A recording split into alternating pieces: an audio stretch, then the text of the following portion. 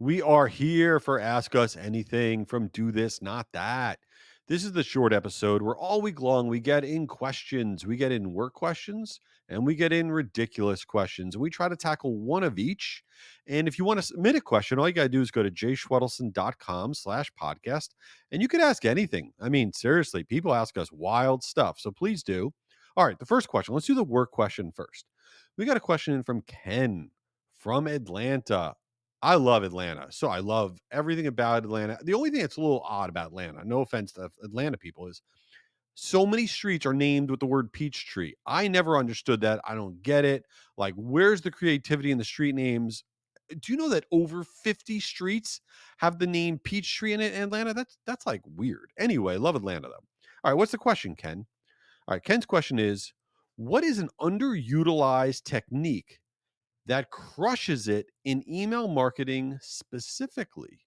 All right, good question. A little out there, but I'm going to give you one. Here's one that I don't think marketers leverage enough, and I got a bunch of examples to share with you, and that is the idea of myth busting tied into any of the offers that you are doing.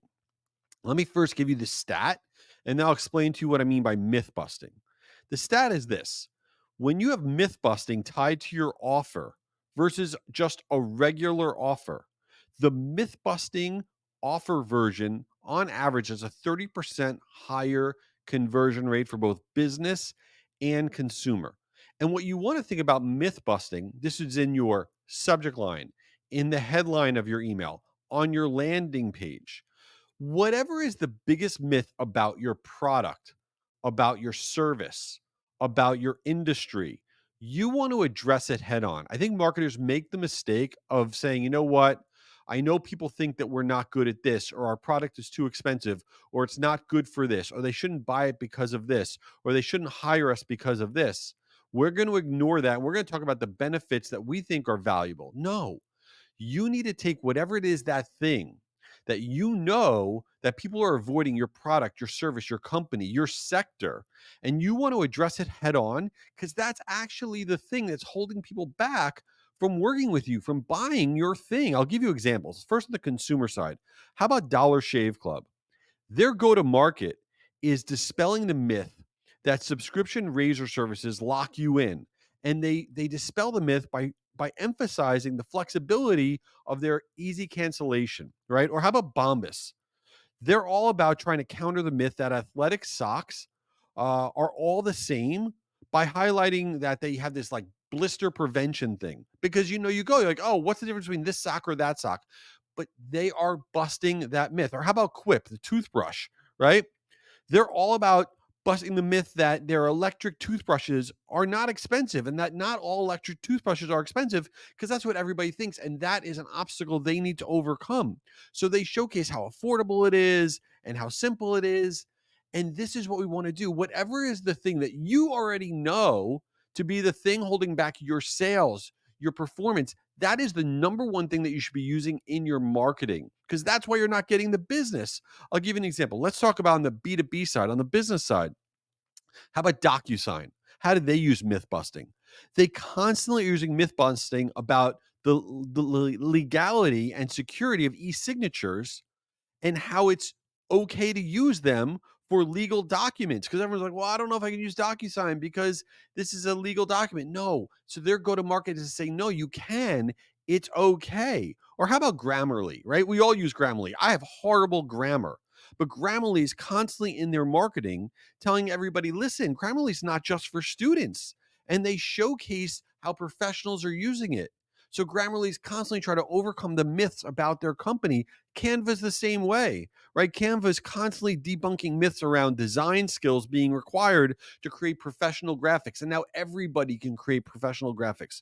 So when you are leveraging myth busting, you are literally saying, what is the one thing that we need to overcome to get our sales of our product, our service, or whatever, and incorporate that into your subject line, to which testimonials you highlight, to what's on your headline of your email, to what's on your destination page, and it radically changes the conversions and the performance of your marketing. All right, before we get to the epically ridiculous question, I want to let everybody know that this podcast is exclusively presented by Marigold. What's a Marigold? Marigold is an amazing platform for all of your marketing. I use Marigold to send out my emails. Now, you may have heard some of the brands that have become part of Marigold, things like Cheetah Digital or My Emma or Sail Through or Campaign Monitor. This is all part of Marigold. Okay. And I use Marigold to send out billions of emails. I've been using them for years, and they have an amazing piece of content they just came out with that you could download for free. It is Marigold's 2024 State of Loyalty Report. And loyalty is not just about having a point system or something like that. It details out how you can incorporate segmentation and personalization to really create loyalty. If you want to get this thing, just go to jschwedelson.com/Marigold, and you can download Marigold's 2024 State of Loyalty Report and check them out. Great company, great service. All right, let's get on to the ridiculous question. We got a question in from Jen from Michigan. Oh, she actually writes "Go Blue." I guess she's a big Michigan fan. I feel a Tom Brady question coming on here. Tom Brady went to Michigan. That's why I feel like a Tom Brady question is coming on here. All right, Jen, what do you got? Jay, did you watch the Tom Brady roast, and would you be open to being roasted?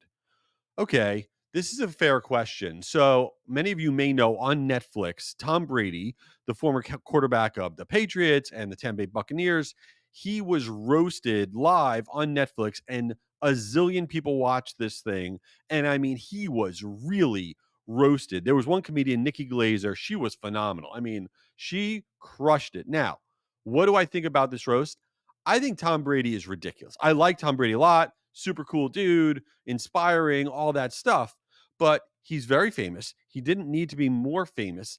And afterwards, he came out with a statement saying, I didn't think it through, and I didn't really think about how the roast might affect my family and people in my life.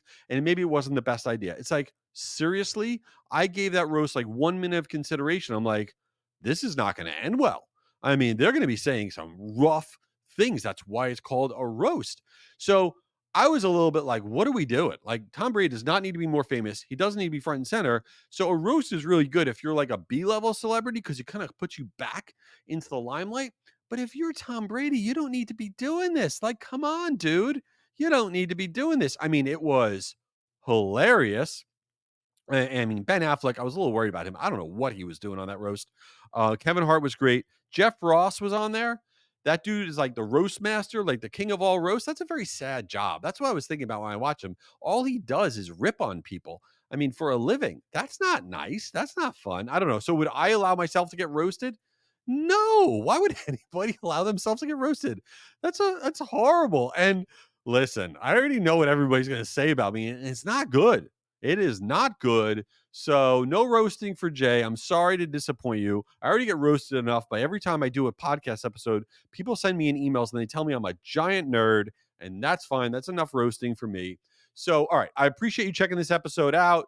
Also, check out our longer episode at the end of the week. Give this thing a review. Register for Guru Conference, guruconference.com. You rock, and don't get roasted.